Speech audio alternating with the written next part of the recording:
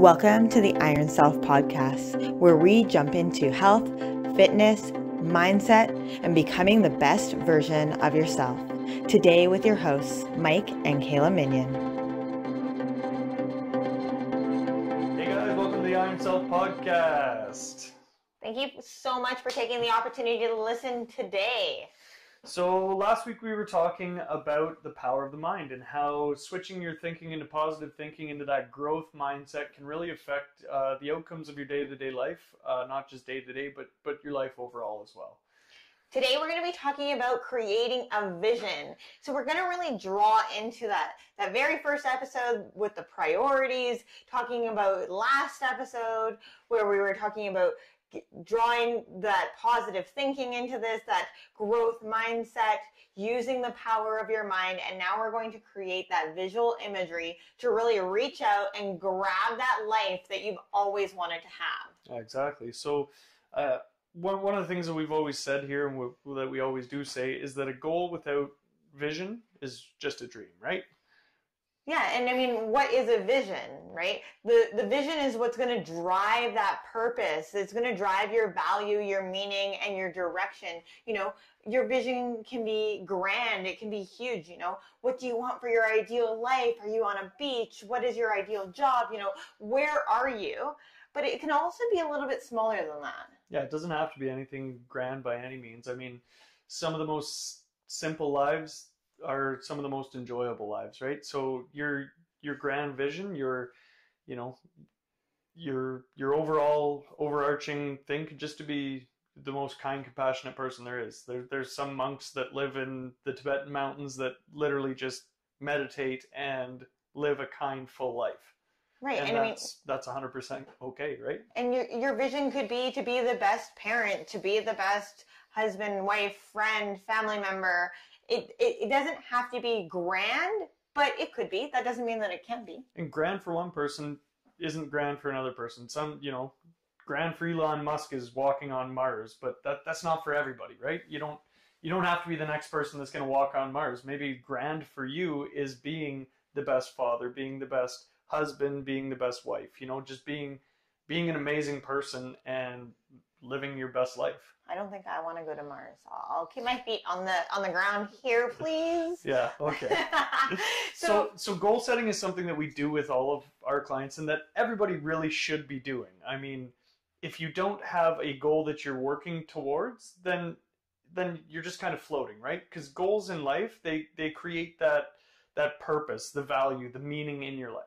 They're going to give you that direction, and they're going to almost help you keep striving for more, keep striving to be a little bit better. And it's never about the goal. So at the end of the day, everybody's like, oh, whatever this goal is. It's never about the goal. It's about the journey to get to that goal. Because when you achieve that goal, confetti doesn't fall from the sky and people start, playing like musical instruments, and it's not like this grand celebration. And in fact, it sometimes feels really anticlimactic, and then you're like, I want more. That was it? Yeah. I mean, so I'll give you an example. So when I was doing my very first and my second bikini competition, for what it's worth, I got down to my goal weight and I was dissatisfied. I wasn't happy. I didn't look in the mirror and all of a sudden super approve of this person or love the image that was staring back at me. And I was missing that confetti falling from the sky. I think that if the confetti had fallen, I might have fallen more in love with myself at that point. I don't know. Right. But that didn't happen. but in that exact same sentence, during those, again, when we talk about goals are great. Hit your goals. But the journey to those goals, you learned a lot about yourself. You learned a lot about your resiliency. You learned you learned a heck of a lot about nutrition and how your body adapts to stressors and how your body adapted to calorie deficits with the workouts, with the cardio. You learned a lot. No, and I 100% learned a lot, not only about myself, about the process, and about, dedication, mental standpoints, what is good for my mental health versus what is maybe not so good for my mental health. And so, yeah, I learned about so much on that process. And I mean, I think part of that is why I want to do it again, is that coming at it with this new point of view, this new perspective, I'm not looking for confetti, but I also don't have a specific number in mind anymore. It's a feeling I have in mind. And I think that feeling is more important. And so when we're looking at that goal achievement and creating that vision, it's about those feelings. It's about the journey. It's about that learning experience, whether or not you achieve the goal or not. Yeah. You know, what did you learn in the process? What have you, maybe it's changed your direction. We don't always have the same vision. So when you're, you know, a kid to a teenager to a young adult, your vision changes, right? Your goal or direction in life will change. And that is part of that growth mindset, is that you can change, you can adapt, you don't have to stay stuck. Yeah, no, exactly. And a big thing for that is that having an overarching vision is great, right? Having this vision of your ideal life, what it's going to look like, what it's going to feel like. But then that doesn't mean that that's the only vision you need or should have too. There's going to be other aspects of that in your life. What is your vision for your ideal family life? What is your vision for your ideal work life? Or your, like, for me, I work with athletes, right? So what does your athletic vision look like? You know what I mean? Like, well, you can take the vision into different aspects of your life. And I think that's what you're saying, right? You know, take different parts of your life, break them down, and now what is your vision for each aspect? I mean, most of the time, a lot of people will say my vision, and they will look at it from a family life standpoint. You know, what do I want my house to look like? What car do I want to drive? How much money am I making, right? That, and then they look at it from a business standpoint. But what is your vision for travel? What is your vision for spirituality? What is your vision for community and giving back within that community? What does that look like to you? So your vision will change. I mean, if you had asked me back when I was 19 what my vision was, I mean, I thought I was going to be either a psychiatrist or a social worker. I was going to do one of the two. I was going to change the world. And that was what I was going to do. And would you have told me that I would be in health and fitness? Absolutely not. I was probably the least athletic person you would meet. But the overarching vision of changing lives and impacting, you know, millions of people is still there, still remains. Right. And that's like, it's just an interesting standpoint, because the journey that I took to get to where I am is not the journey I expected to take. It's not the journey that I had planned to take. But my ideal vision of impacting others' lives, creating change in the world and in people's lives, helping people be the best that they can be and lifting others up, that has remained the same. And so those are the things that maybe we need to step back and go, this is my vision, this is what I actually want. And part of that vision for me is tied to that feeling. Yeah, 100%. And vision should always be tied to a feeling. You need to be able to not only see your ideal future, whatever it might be, but you need to be able to, like, it has to be tangible. You have to be able to feel it, right? So, like, in the Last Dance with Michael Jordan, he talked about he would do his visualization before his games. And he said it would get to the point where it felt so real, like he actually had the ball in his hand as he's going up and, you know, making a shot or dunking or whatever he was doing. But he visualized it so well that he could feel it, that he could feel the anticipation, that feeling right before the first tip-off, that feeling as the ball's getting thrown in. He could visualize it so well that it was real. It was tangible in there. And that is important, right? Totally. And it's that feeling or that felt sense that becomes linked within our mind. I mean, if you look at Albert Einstein and his theory of relativity, now I'm going to jump down my nerd rabbit hole. Here we go. I won't go too nerdy on you guys, but essentially that time is parallel, essentially is what he says, right? And so when we can visualize something in our mind and we can feel what that feels like, as if it's already happened, right? Like if you're going to be Michael Jordan and you know what it feels like to dunk a basketball and what that feeling is to have everybody cheer for you, all of that, and you can visualize that and feel like that, your mind doesn't know the difference between it happening now and it happening in the future and it happening in the past. It experiences it in exactly the same way. It fires in exactly the same way. So therefore, you can create whatever you want in your mind. And that comes back to that power of the mind. And visualization, it really begins to bridge the gap between perception and action, 100%. right? When you perceive it, you can start to create the actions to make that happen. Again, if you can make that vision so clear that you can see it, you can feel it, you can smell it, you can taste it, right? It's right there, that everything believes it's already happened. Your mind doesn't know the difference whether it has actually happened or it's going to happen, right? So your mind thinks it's already happened, and then it starts moving you towards that. And then really fear starts to drift away, because fear is that part of that survival instinct, that inner critic that says, but what if this doesn't happen? Fear is a mechanism of inaction. Fear is what forces people to not take action. Right? 100%. I mean, we get scared of others' judgment, of, what are others going to think of us? We get scared of failing. I mean, fear of failure is huge. There's so many things to be afraid of, but there's so much to be not afraid of. And in fact, you should be more afraid of not taking action to not reach out for those goals than if you didn't, because if you don't, you're playing small. And when you play small, what you get is small results. Yeah. When you step out, you take those actions, you get big results and you get big return, because you learn something about yourself. You learn about through the journey towards that.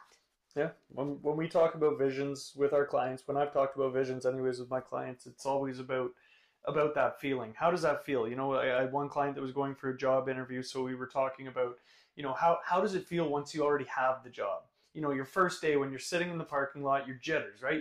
You got 2 coffees in your belly, you're ready to go into your first day of work, you don't know what it's going to be like with all your new office mates, but you have those butterfly feelings in your stomach. Same thing goes for anybody that's played sports, before a playoff game, before your first tryout of the season. You get those butterflies in your stomach, and you know what that feels like. So this comes down to building that vision. You can feel it, right? You gotta visualize it so clearly that you can actually feel those butterflies in your stomach. So there's a couple different ways that we can go about creating a vision. A lot of the time with clients, we will do a journaling style activity. And from that journaling style activity, you can, if you choose, go on to create a vision board. And I'll be totally honest, if you go into our master bathroom, you will see vision boards, you will see bank statements that have been altered with numbers on them, because Mike and I are also very visual people. Like when I see things, I can actually understand them a little bit better. So we create those vision boards, and we look at them every morning and every night, really. I mean, whenever I go to the bathroom, whenever I brush my teeth, whenever I put on my makeup, every single time I see that vision board, and I see and I read it and I bring it into my reality. But in order to create that vision, I needed to know where I wanted to start. And so one of the ways I did that was starting with some journaling. Yeah. So if you want to get out a pen and paper, you can write down these 2 questions I'm going to give you. These are a really great place to start with your journaling. I mean, obviously, you can take your journaling a lot further than this. It does not have to be limited to these 2 questions. Okay. So now that you've got your pen and paper, question number 1. If money and resources weren't an issue, how do you see yourself and your life in the future? What would it look like? What would you be like? What would it feel like? Describe it. Essentially, when you're journaling on this, write yourself a picture. See what it looks like. How is everything kind of drawing? Because when we take out money and resources, we are allowed to actually begin to dream, right? And when we start to dream, we start to see, okay, this is actually what maybe I do want. Well, and it's funny because once you take money and resources out, then you really get to the core of what means a lot to you, right? Because if money and resources didn't matter at all, what's most important to you? What fills your cup? What fulfills your life? What does that look like? Because that is what your vision is, right? This is what fills your cup, what makes you excited about life. And what makes you want to get out of bed every morning, right? Yeah. So question number 2, describe the ideal version of yourself. What are the qualities this version of you has? What are their values? What is drawing in their happiness? What creates their enjoyment in life? So it's really similar to the last question, but the last question was more about what does your life look like? And this is what do you look like? And I think this question is so important because taking, again, that objective view of what you want to create for yourself. Because if you're living the exact same as you are now, if you don't change anything about your life, if you don't change, there's no change. Right. Well, I mean, like you are an accumulation of exactly the choices and decisions that you've made in your life up until this point. So thank yourself for everything that you've done for yourself up until this point. But if you want change, if you want to step into your ideal life, now is the time for you to start making those changes. You have to do one thing differently. Start with that one thing, right? Go back to those priorities like we talked about in the first episode. What is that one thing that you can start doing differently now to start essentially taking the bull by the horns and taking back your life? So those are your two questions I'm going to leave you with for journaling. Now, there is a second way that you can go about trying to create your vision. Go ahead. Okay, I wasn't sure if you were going to say it or me. So one of those ways is starting at the end and working your way back. And what I mean by that is, what do you want your legacy to be? What do you want to be remembered for?